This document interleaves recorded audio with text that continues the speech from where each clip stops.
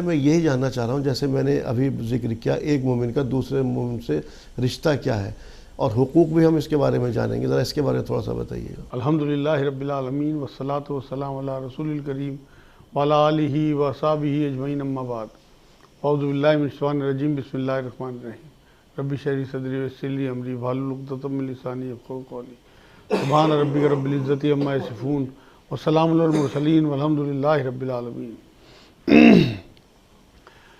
ایک مومن کا دوسرے مومن سے رشتہ، سب سے پہلے میں حدیث پاک پیش کر دوں۔ رسول اللہ صلی اللہ علیہ وسلم نے فرمایا ایک مومن دوسرے مومن کا بھائی ہے، تمام مسلمان آپس میں بھائی بھائی ہیں۔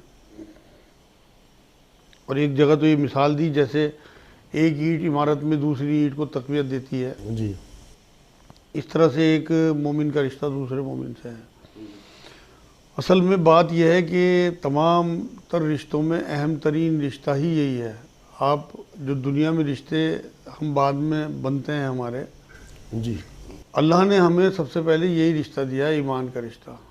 اسی کی وجہ سے رسول اللہ صلی اللہ علیہ وسلم کے مدینے پہنچنے کے بعد تمام صحابہ میں، چاہے وہ انصار صحابہ ہوں یا مہاجر صحابہ، ان میں جو آپس میں ایک دوسرے کے ساتھ رشتے بنے ہیں، اخوت کا رشتہ، محبت کا رشتہ، بھائی چارگی کا رشتہ، انہوں نے جو انصار نے قربانی پیش کی ہے اور بھائی چارگی پیش کی ہے، وہ بہت بڑی مثال ہے تاریخ میں۔ اس سے بڑی مثال نہیں ملتی کہ انہوں نے اپنی جائیدادیں جو ہیں وہ بانٹ دی اور اپنے تمام معاملات، زمینیں بانٹ دی، کاروبار بانٹ دی، یہاں تک کہ جن کے کئی بیویاں تھیں کچھ کو طلاقیں دے کے دوسرے جو مہاجر بھائی تھے ان کے نکاح کرا دیا۔ یہ ایک ایسی مثال ہے کہ دنیا میں دوسری جگہ دیکھنے کو نہیں ملتی۔ یہاں تک ہوا ہے اسی ایمانی رشتے کی وجہ سے کہ احد میں جب ایک صحابی جو ہے وہ پیاس سے تڑپ رہے تھے، ان کو ایک بھائی انہیں پانی پلانے آیا، انہوں نے کہا پہلے میرا برابر والا بھائی تڑپ رہا اسے پلا دو۔ اس طرح سے 3-4 صحابہ کی روایت میں بات آتی ہے، وہاں تک وہ پہنچے تو ان کی ڈیتھ ہو چکی ہے کر کے سب کی، آگے وہ جاتے رہے، پھر وہ لوٹ کے آئے تو ان کی بھی ڈیتھ ہو گئی، ان کے بھائی۔ تو یہ ایسی مثال ہے کہ اپنی جان پہ کھیل کے بھائی چارگی کو نبھانا، اپنے اوپر دوسرے کو فوقیت دینا، یہ قرآن ہی کہتا ہے۔ مومن کی شان یہ ہے کہ وہ دوسروں کو فوقیت دیتا ہے اپنے اوپر۔ دوسری بات یہ ہے کہ ہم آج اگر اپنے معاشرے میں حال دیکھیں تو بالکل اس کا الٹ ہے۔ نبی اکرم صلی اللہ علیہ وسلم سے زیادہ بھائی چارگی کی مثال کوئی نہیں پیش کر سکتا۔ مدینے میں جا کے آپ نے ایک دوسرے سے محبت قائم جی، کری تو ہے۔ انہوں نے یہ ترغیب دلائی تھی۔ دوسرے اللہ بھی جو ہے وہ مومنوں کو جوڑنا چاہتا ہے۔ آپ یہ دیکھیں تمام تر ہماری کوتاہیوں کے باوجود جو ہے وہ اللہ ہمیں معاف کرتا رہتا ہے اور آگے بڑھنے کی ترغیب دلاتا رہتا ہے۔ قرآن میں بار بار اس نے مجاہد صاحب یہاں پہ میں آپ کو روک رہا ہوں، آپ نے کہا نا آپ صلی اللہ علیہ وسلم نے جا کر کے، جیسے میں نے بھی کہا وہاں جا کر بھائی چارہ قائم کرایا۔ آج ہمارا اگر کہیں سب سے زیادہ رشتہ خراب ہے کسی سے، تو اپنے بھائی سے، جو ہمارا جتنا قریبی رشتہ دار، اس سے ہمارا اتنا ہی زیادہ رشتہ خراب ہے۔ اس کی ذرا سی بات پر ہم جو ہے اپنے دل کے اندر لگا کر کے بیٹھ جاتے ہیں۔ اگر مان لیجیے مجھے زکوٰۃ بھی دینی ہے تو میں یہ نہ کر کے اپنے بھائی کو دوں کہ نہیں اس نے فلاں ٹائم میرے ساتھ یہ کیا تھا تو کسی دوسرے کو جا کر کے دوں گا۔ تو یہ نہیں، اس میں یہ جاننا چاہ رہا ہوں، یہ تو آپ اپنے دل کی کر رہے ہیں نہ کہ اللہ کے۔ ہاں، اب آپ نے صحیح بات کہی بالکل۔ اصل میں 2 باتیں ہیں اس میں، ایک تو علم نہ ہونا اور ایک مادیت کا ہونا۔ چوتھے سپارے کی جب پہلی آیت آئی ہے لن تنالوا البر، جو بہت مشہور آیت ہے کہ تم نیکی کو پہنچ ہی نہیں سکتے جب تک تم اپنی پسندیدہ چیز اللہ کی راہ میں نہ دے دو۔ تو جب یہ آیت اتری ہے تو ابو طلحہ رضی اللہ تعالیٰ عنہ کے پاس کھجوروں کے بہت سارے باغ تھے اور بہت مشہور اور ان کی کھجوریں بھی بہت اچھی تھی۔ ایک باغ تو بالکل مسجد نبوی کے سامنے تھا اور اس کا پانی بڑا میٹھا تھا، اس میں کنواں تھا۔ تو جب یہ آیت اتری ہے تو وہ حضور صلی اللہ علیہ وسلم کی بارگاہ میں حاضر ہوئے کہ حضور میں اپنا یہ باغ جو ہے وہ اللہ کی راہ میں دینا چاہتا ہوں۔ حضور بڑے خوش ہوئے۔ اس آیت کی عوض میں ایک صحابی چل کے آئے، لیکن حضور نے کیا کیا آپ یہ دیکھو کہ حضور نے کہا کہ ٹھیک ہے تم اللہ کی راہ میں باغ دو اور اپنے چچا زاد بھائی اپنے رشتہ داروں میں بانٹو اس باغ۔ یہ ترغیب دلائی۔ سب سے پہلا حق جو ہے وہ آپ کے بھائی کا ہے۔ یہ چیزیں ہماری نظر میں نہیں نہ ہوتی۔ ہم یہ تو بیان ہوتا ہے کہ ابو طلحہ صاحب نے اپنا باغ دے دیا، آگے نبی اکرم صلی اللہ علیہ وسلم نے کیا اس میں طریقہ اپنایا وہ تو بیان نہیں کرتے۔ نہیں، اس میں بھی یہ دیکھیے سب سے پہلا کیا کہے گا، سب سے بہترین صدقہ کیا ہے جو آپ اپنے گھر والوں پر، مطلب گھر کے اپنی بیوی پر بھی، بیوی بچوں پہ خرچ کرنا سب سے پہلا، سب سے بہترین دینار وہ ہے جو آپ نے اپنی بیوی اور بچوں پر خرچ کیا۔ وہ جو آپ بات کہہ رہے ہیں نا کہ ہم کسی قدرت کی وجہ سے کوئی شادی میں شامل ہوا، کسی نے گالی دے دی، کسی نے کچھ کہہ دیا، تو ہم اس وجہ سے مان لو ان کے نان نفقے کو روک دیں یا ان کے ساتھ حسن سلوک کو روک دیں یا ان کے ساتھ صلہ رحمی کو روک دیں، اس کی مثال آپ کو سورہ نور میں ملے گی. ابوبکر صدیق رضی اللہ تعالیٰ عنہ کا واقعہ میں یاد دلاتا ہوں. جی جی قرآن میں ذکر ہے اس کا, جب حضرت عائشہ رضی اللہ تعالیٰ عنہ پہ بہتان لگا ہے تو اس میں ان کے رشتہ دار بھی تھے جن کی یہ کفالت کرتے تھے, ابوبکر صدیق رضی اللہ تعالیٰ عنہ. انہیں اتنا غصہ آیا کہ انہوں نے ان کی کفالت بند کر دی. بن گئے. جی اللہ نے آیتیں اتار دی قرآن میں, کیا تم نہیں چاہتے کہ اللہ تمہیں معاف کرے؟ یہ تڑپ گئے کہ اللہ کیوں نہیں چاہتے, ہم تو چاہتے ہیں ہمیں معاف کرے. اللہ پاک, اور ان کا وظیفہ انہوں نے ڈبل کر دیا, پھر دگنا کر دیا اس کے بعد. ہاں تو یہ تھی اصل میں اللہ نے بھی تو ٹوکا نا, غلطی ہے صحابہ سے بھی. تو وہ اللہ نے وہاں پر تو براہ راست بات ہو گئی آپ صلی اللہ علیہ وسلم کے ذریعے, اللہ نے ٹوک دی, لیکن وہ تو ہمارے لیے تا قیامت تک مثالیں ہیں نا, ہمارے تا قیامت تک تو ہمیں ان کو اپنانا ہے نا اپنی زندگی میں. اب کوئی بار بار وہی کا راستہ بند ہو گیا, اللہ تعالیٰ کوئی بار بار تھوڑی جبرائیل تھوڑی بھیجے گا کہ جاؤ جا کے سمجھا گا پھر یہ کہو. نہیں, رسول اکرم صلی اللہ علیہ وسلم کی تعلیمات تو ہیں نا ہمارے بیچ میں, وہی تو اس وقت وہ تو جب تک ہم پڑھیں گے نہیں, جب تک ہمیں کیا پتہ لگے گا اسے کیوں نہیں اپنا رہے. قرآن تو ہم اسی وجہ سے نہیں اپنا رہے کیونکہ پڑھا ہی نہیں ہے بھائی, علم ہی نہیں ہے. دوسرے مادیت میں اتنے زیادہ انوالو ہو گئے کہ مادی زندگی جی رہے ہیں, اس میں رشتوں کو پامال کر رکھا. ورنہ قرآن نے تو جگہ جگہ ماں باپ سے رشتہ, بہن بھائیوں سے, چچا سے, سسرالی رشتے, ننیحال پوسال, کس کا ذکر نہیں ہے وہاں. نانا, ماموں, خالہ, چچا, تایا, ایک رشتے کا ذکر قرآن نے کیا. ایک چیز اور بھی تو ایڈ ہو گئی مرزا صاحب کہ کہیں نہ کہیں ہماری انا اس کے اندر شامل ہو گئی, جس کی وجہ سے شیطان جو ہے رانے درگاہ ہوا اور وہاں سے نکالا گیا. اس نے تو ہم نے یہ سمجھا میں کر رہا ہوں. ارے ہم صرف ایک ذریعہ ہیں, ہم کیا کر سکتے ہیں مرزا صاحب اس کے اندر. ہمیں تو اللہ تعالیٰ کو اس بات کا شکر ادا کرنا چاہیے کہ ہمیں اللہ تعالیٰ نے اس کا ہماری مدد کرنے کا ذریعہ بنا دیا.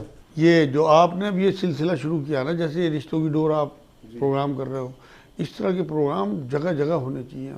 مسجد کے ممبروں سے بتایا جانا چاہیے کہ رشتوں کی یہ معاملہ ہے. اب آپ دیکھو نا, لوگوں کو تو یہی نہیں پتا کہ ایک مسلمان کے دوسرے مسلمان پہ یا ایک مومن کے دوسرے مومن پہ حقوق کیا ہیں, رشتہ نبھائیں گے کیا.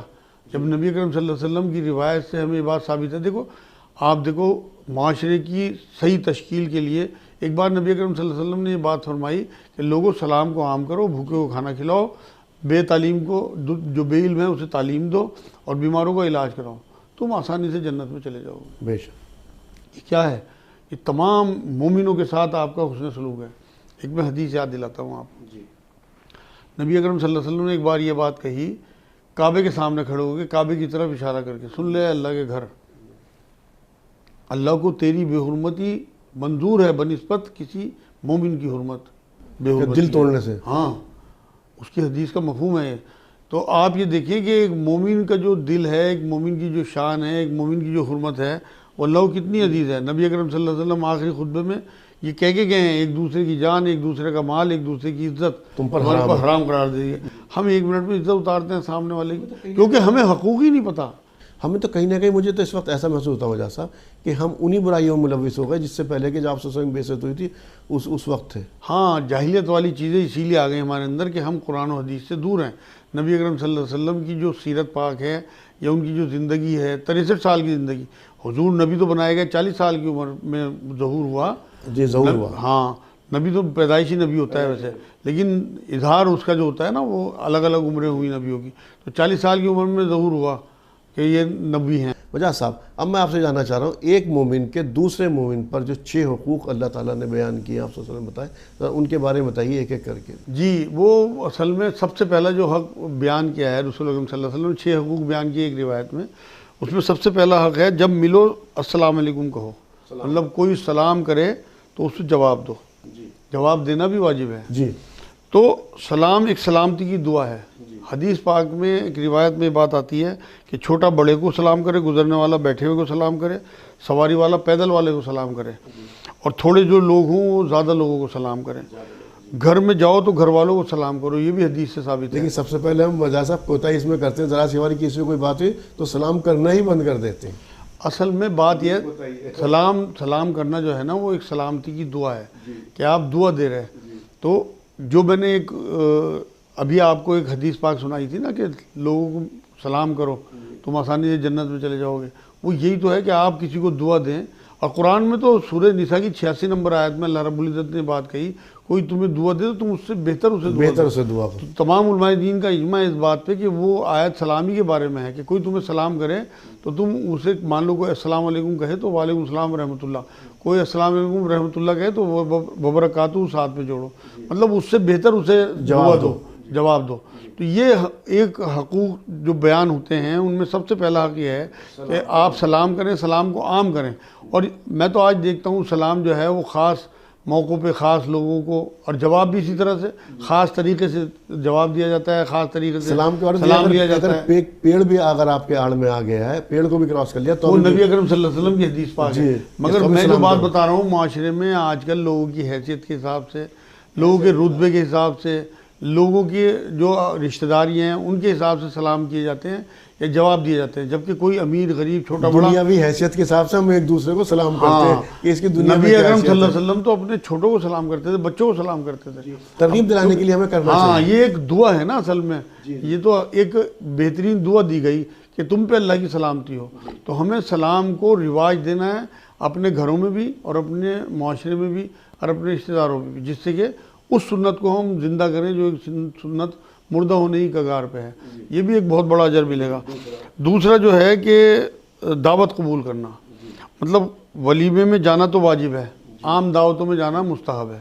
تو اگر آپ کی کوئی مجبوری نہ ہو تو آپ کو ایک مومن کی دعوت قبول کرنی چاہیے. ہم تو یہ دیکھتے ہیں نا, یہ بھی حیثیت کے حساب سے لوگ جانے لگے کہ اگر کوئی اچھی حیثیت کی بڑی دعوت ہوگی تو لوگ جائیں گے دکھاوے کے لیے.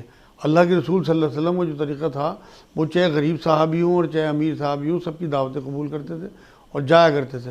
ولیمے کی دعوت کے بارے میں تو بلکہ تلقین فرمائی کہ تم ولیمے کی اجازت میں جایا کرو. یہ کہا کہ حالانکہ بدترین دعوت ہے کیونکہ اس میں غریبوں کو نہیں بلایا جاتا, لیکن پھر بھی میں کہوں گا کہ تم اس میں جایا کرو. جو نہیں جائے گا وہ اللہ کے ہاں اس کی پکڑ ہوگی اور وہ گنہگار ہوگا. لیکن میں یہاں یہ بھی جوڑ دوں بات کہ اگر کوئی نہ بلائے تو برا بھی نہ مانے. نہیں, برا نہیں, کیونکہ اپنی اپنی حیثیت کا حساب ہوتا ہے. دوسرے آج ہم جو ہے نا حیثیت کی وجہ سے نہیں بلاتے کس وجہ سے نہیں ہے کہ اس سے ہماری فلاں ٹائم پر یہ بات ہو گئی تھی, یہ بات ہو گئی تھی, اس وجہ سے نہیں بلاتے. آج کے دور میں نہیں بلانے کا تو معاملہ یہ ہے. آپ یہ دیکھو نا, عبد الرحمن بن عوف رضی اللہ تعالیٰ عنہ جب حضور کی بارگاہ میں پہنچے اور کچھ زعفران سے لگا ہوا تھا کپڑوں میں, تو بتایا کہ میں نے نکاح کر لیا, تو حضور تک کو نہیں بلایا انہوں نے, حضور کو بھی نہیں پتا تھا کہ ولیمے کے بارے میں پوچھا کہ وہاں ایک حیثیت کا معاملہ تھا, ان کے گنجائش کا معاملہ تھا. یہاں آج کل جب کوئی آدمی ولیمہ کرتا, بہت کم لوگ ایسے ہوتے ہیں جو کہ گنجائش کی وجہ سے کم تر مہمانوں کو رکھتے ہیں.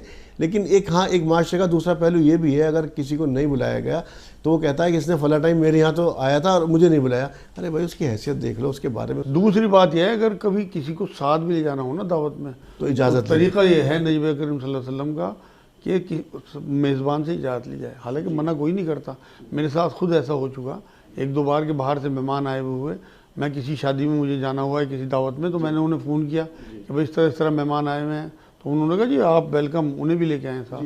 تو کوئی نہیں منع کرتا, اجازت لینا بہتر ہے. ہاں لیکن وہ سنت ہے. جو تیسرا معاملہ ہے وہ چھینک آنا. چھینک آنے پہ مطلب کوئی جیسے الحمدللہ کہا جاتا ہے اس پہ یا رحمک اللہ کہنا, تو یہ بھی ایک مومن کے حقوق میں سے آتا ہے کہ آپ جو ہے وہ چھینک آنے پہ دوسرے جواب دینا. ہاں جواب دیں. اس چیز سے خیر ہم بے بہرا ہیں کہ تعلیم ہی نہیں ہمارے پاس ہے. اصل میں یہاں تو چھینکنے والا بھی نہیں کہتا الحمدللہ. آج کل ایک اور ٹرینڈ ہے, اس کے اوپر میں تھوڑا زور دوں گا مجاز صاحب. اگر چھینک آ گئی نا محفل میں بیٹھے ہوئے تو ہم کہیں گے سوری. نہیں وہ تو اصل میں وہ بھی چلو کوئی حرج نہیں ہے, لیکن پہلے الحمدللہ کہیں. سوری اگر کہہ بھی دیا آپ نے, ہم مطلب اس طرح کے معاشرے میں رہتے ہیں. ارے اللہ کا رحم ہے, یہ اللہ کی رحمت ہے چھینک آنا, اور اس پہ آپ کریں آپ کو تکلیف نہیں چھینک آنے پہ آپ نے سوری کہہ بھی دیا, مان لو یہ بھی ایک اچھی ایٹیکیٹ کی بات ہے, لیکن اس کے بعد آپ الحمدللہ کہیں, جس سے کہ وہاں جو مسلمان موجود ہوں, مان لو جو غیر مسلم موجود ہیں انہیں تو پتہ نہیں اس بارے میں, لیکن اگر مسلمان موجود ہیں وہ کم سے کم آپ کو یا رحمک اللہ کہیں گے. یہ دونوں دعائیں ہیں, الحمدللہ اللہ کا حمد بیان کرنا ہے اور یا رحمک اللہ کہنا کہ آپ پہ اللہ کا رحمت. لیکن یہاں یہ ایک بہت وضاحت میں کر دوں کہ 3 بار تک یہ جواب دینا ہے, چوتھی بار نہیں دینا, کیونکہ حضور نے فرمایا کہ جسے بار بار چھینکیں آئیں پھر وہ نزلہ ہے, یہ چھینک نہیں ہے. ایک اور اس میں حقوق بیان کیا جاتا ہے, وہ ہے خیر خواہی چاہنا. مان لو کوئی آپ سے مشورہ چاہے, جی تو اسے اچھا مشورہ رشتے کے بارے میں کوئی پوچھنا چاہے, کہیں سفارش کی بات کرے, فوراً. نبی اکرم صلی اللہ علیہ وسلم کا معمول یہ تھا, کبھی کوئی آتا تھا اور وہ کسی جگہ سفارش کے لیے کہتا تھا تو حضور فوراً سفارش کر دیا کرتے تھے. تو یہ مومن کا دوسرے مومن سے رشتہ ہے کہ مان لو کسی رتبے پہ ہے, وہ کسی کرسی پہ ہے, کوئی اس کے پاس منصب ہے, تو وہ اس کا استعمال اپنے بھائیوں کے لیے کرے ضرور. اس کی وجہ یہی ہے کہ اللہ کی دی ہوئی کرسی ہے, اللہ کی دیا ہوا منصب ہے, اللہ کی دی ہوئی عزت ہے اس کا. لیکن سفارش کرنے کا بھی ایک رول ہوگا, اس کے اندر یہ نہ کسی دوسرے کی حق تلفی نہ ہو رہی ہو. نہیں حق تلفی کی بات نہیں میں کر رہا، سفارش سے مراد یہ جائز سفارش جو مطلب آپ سمجھ سکتے ہیں کہ اس کا کام ہو جائے گا سفارش جی آپ کہہ رہے اور دوسرے کا حق نہیں مارا جائے گا، وہی اصل میں تو سفارش ہوگی جو دین کے دائرے میں آتی ہوگی۔ تو جو خیر خواہی چاہنا، اس میں مان لو کہیں سے کوئی رشتہ آتا ہے اور کوئی آپ سے مشورہ کرنا ہے اور آپ کو پتہ ہے کہ میرا پڑوسی ایسا، تو آپ کو یہ بتا دینا ہے کہ بھئی یہ ٹھیک نہیں ہے معاملہ، یہ غیبت میں بھی نہیں آئے گا، یہ بھی روایت سے ثابت ہے۔ تو ایک اور چیز چلا ہوا ہے کہ اب شاید کسی حد تک مجھے لگا کمی بھی آئی ہے، لیکن لوگ کرتے ہیں ایک دوسرے کا کوئی اچھا رشتہ اگر آ گیا تو اس کے اندر کمیاں نکال کے وہ تو ٹانگ کھینچنے والی بات ہے۔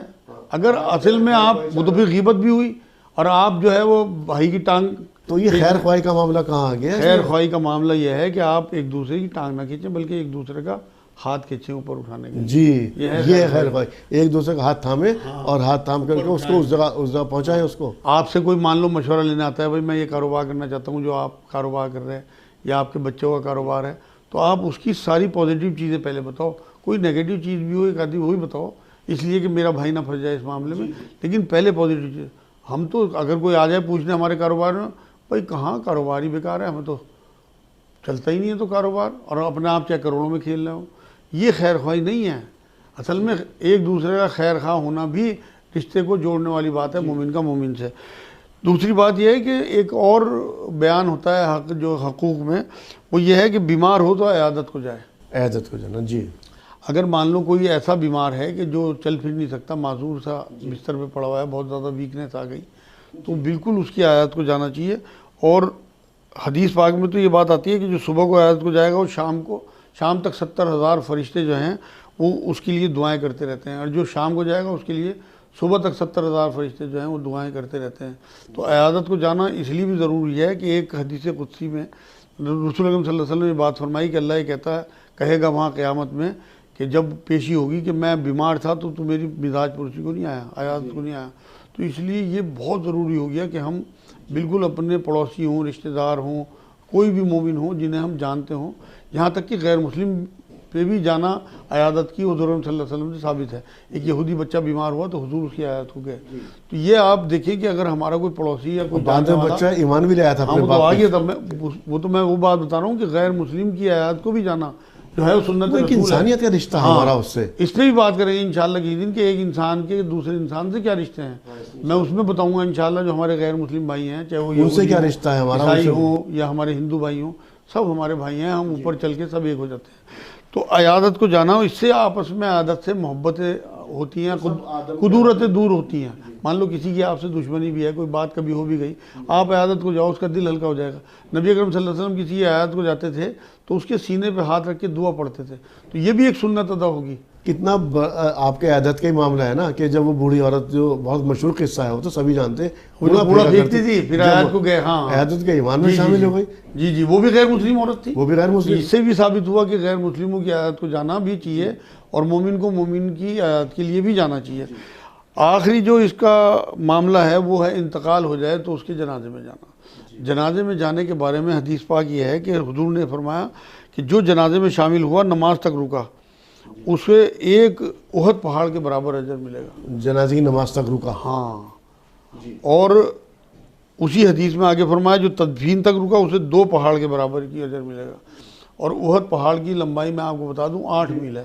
جی 8 میل، جی اتنا بڑا اجر ہے جنازے میں جانے کا، لیکن میں آج معاشرے میں دیکھتا ہوں کہ لوگ حیثیت کے حساب سے جنازے میں جاتے ہیں، دکھانے کے لیے۔ میں نے ایک جگہ کہیں پڑھا تھا کہ دل کو ایک طرح سے اس کا جب جاتے ہیں نا، شامل ہوتے ہیں، اچھا فلاں کی ڈیتھ ہو گئی تو دل کے اندر یہ ہوتا ہے یار ابھی 2 گھنٹے میرا کاروبار بند رہے گا، اس کا کیا ہوگا۔ ہاں تو مقصد وہاں دین نہیں ہے نا، وہاں مقصد جو ہے وہ صرف دکھاوا ہے، رشتہ داری نبھانا ہے، مقصد دین نبھانا نہیں ہے۔ آپ میں نے ایک جگہ اللہ کے لیے نہیں کرنا، اپنے رشتے، اپنے صرف احسان کے لیے یا اپنے اس کو صرف دکھاوے کے لیے۔ زیادہ تر لوگوں کا حال یہ ہے، اچھے لوگ اب بھی ہیں، ایسی بات نہیں ہے۔ دوسرے میں جو دیکھتا ہوں کہ یہ جنازے کے راستے میں ہوں یا قبرستان میں ہوں، لوگ آپس میں باتیں کرتے ہیں، ہنسی مذاق تک کرتے ہیں۔ جو مقصد قبرستان پہنچانے کا تھا لوگوں کو جنازے کے ساتھ، وہ مقصد تو فوت ہو گیا کہ تمہیں عبرت حاصل ہو اور تمہیں اپنی موت یاد آئے کہ ہمیں بھی یہیں آنا ہے، وہ عبرت تو ختم ہو گئی۔ تو آج تو لوگ اتنی مادیت میں ہو گئے کہ لوگ مذاقیں کرتے ہیں، وہاں ہنسی مذاق کرتے ہیں۔ دوسری بات یہ ہے کہ میں جو کہہ رہا ہوں کہ حیثیت کے حساب سے جنازے میں شریک ہوتے ہیں یا رتبے کے حساب سے یا کرسی کے حساب سے۔ میں نے کہیں پڑھا تھا ایک کلیکٹر صاحب کے والد کا انتقال ہو گیا، پورا شہر امڑ گیا اس میں. کچھ دنوں کے بعد انہیں کلکٹر صاحب کی ڈیتھ ہو گئی. تو بہت تھوڑے سے لوگ.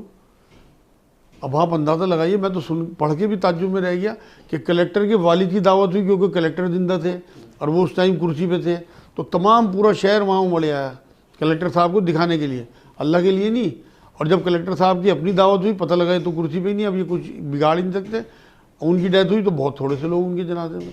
یہ نہیں ہونا چاہیے. ہمیں جب بھی جنازے میں جانا ہو اس میں رشتہ داری بھی دیکھیں, لیکن یہ دیکھیں کہ یہ ایمان والا ہے اور ہمارے اللہ کا اور اس کے رسول کا حکم ہے اور ہمارے رسول کی سنت ہے, اور اس طرح سے حدیثیں ہیں, اتنا اجر ہے. اجر سامنے ہونا چاہیے, نہ کہ لوگوں کے وہاں پہنچ کے اپنی شکل دکھانا. ہم تو یہ دیکھتے ہیں نا کہ بس شکل کسی نے دکھائی اور واپس بھاگ گیا. مطلب آج تو سارے معاشرے کا حال یہی ہے, میں سب کو نہیں کہہ رہا, لیکن تھوڑے لوگ رہ گئے جو نیکی کی طرف ہیں. اب یہ 6 حقوق بیان ہوتے ہیں, یہ تمام حقوق مومنوں پہ ہی تو ہیں. اب اس میں جو تمام رشتے ہمارے گھروں میں ہمارے معاشرے میں ہیں, چاہے وہ ماں باپ کا رشتہ ہو, بہن بھائی کا رشتہ ہو, میاں بیوی کا رشتہ ہو, یا چچا بھتیجے کا رشتہ ہو, سسر داماد کا رشتہ ہو, ساس بہو کا ہو, نند بھاؤجوں کا ہو, یہ سب مسلمان ہی تو ہیں. ان کے ایک دوسرے پہ حقوق بھی تو ہیں ان رشتوں کے علاوہ. کون دیکھتا ہے ان باتوں کو کہ یہ حقوق ہیں؟ اگر ہماری نظر میں یہ 6 حقوق ہوں تو کیا نند بھابھیوں کی لڑائی ہو سکتی ہے؟ کیا ساس بہو پہ ظلم کر سکتی ہے اگر اس کی خیر خواہی چاہنے والی ہوگی؟ کیا داماد اپنے سسر کو اگر دکھا سکتا ہے؟ کیا اپنی بیوی پہ ہاتھ اٹھا سکتا ہے؟ کیونکہ وہ رشتہ جو ایک مومن کا دوسرے مومن سے ہے, وہ رشتہ اگر سامنے ہوگا تو آپ یقین کریں ایسا معاشرہ تشکیل پائے گا جو نبی اکرم صلی اللہ علیہ وسلم کے زمانے میں تھا. جی. لیکن کیونکہ یہ حقوق ہمارے سامنے نہیں ہوتے تو ہم ان حقوق کو پامال کرتے رہتے ہیں اور اپنی اکڑ میں اور اپنی انا میں اس طرف دھیان ہی نہیں دیتے کہ یہ جو تمام مسلمان ہیں یہ ہمارے مطلب ایمانی بھائی بھی تو ہیں, ایمانی بہنیں بھی تو ہیں. چاہے کوئی بھی چاہے ہماری مائی کیوں نہ ہو, وہ بھی ہماری ایمانی بہن ہے, ہماری بیٹی بھی ہماری ایمانی بہن ہے. تو ناظرین, آج ہم نے جانا ایک مومن کے دوسرے مومن پر کیا حقوق ہیں. یقینی طور پر اکثر و بیشتر تو ہمیں معلوم ہی نہیں ہوتا, کیونکہ ہم اس وقت جو تعلیم بھی حاصل کر رہے ہیں تو دنیاوی تعلیم ہے, وہ ہمارے روزی کے لیے ہم حاصل کر رہے ہیں, جبکہ روزی کا ذمہ اللہ تعالیٰ نے لے لیا. ہر مسلمان کو اتنا تعلیم یافتہ ضرور ہونا چاہیے جس سے کہ وہ ایک دوسرے کے حقوق بھی پہچان سکے, تبھی ایک بہترین معاشرہ تشکیل پائے گا. مجاز صاحب, آپ کا پروگرام میں شرکت کے لیے بہت بہت شکریہ. جزاک اللہ, شکریہ. تو ناظرین, رشتوں کی ڈور میں آج اتنا ہی. اسی کے ساتھ اپنے میزبان کو دیجیے اجازت. السلام علیکم ورحمۃ اللہ وبرکاتہ.